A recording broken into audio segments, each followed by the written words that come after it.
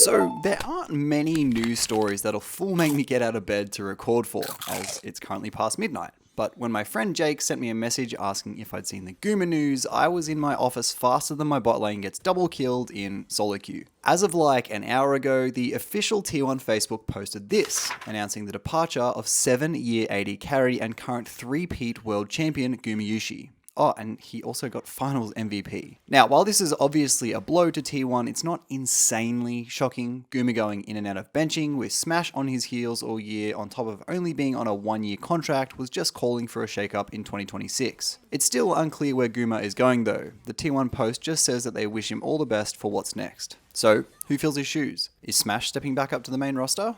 Well, according to Sheep Esports, take that as credible or not, ex-Gen G, current JDG Peyz is set to replace him. At only 19 years of age, Peyz already has an insane resume. 3 times LCK champion, MSI champion, and Rookie of the Year, just to name a few. With that announcement though, the rest of T1 is set in stone. Thaker is there till 2029 and Ona and Keria are cleared for 2026. Except for Doran, who was on a 1-year contract. And hey, it's still unclear if Zeus will stay at HLE. I'm just coping now. Anyway, I'm going back to bed. Hopefully I wake up and all this was just a bad dream. Bye.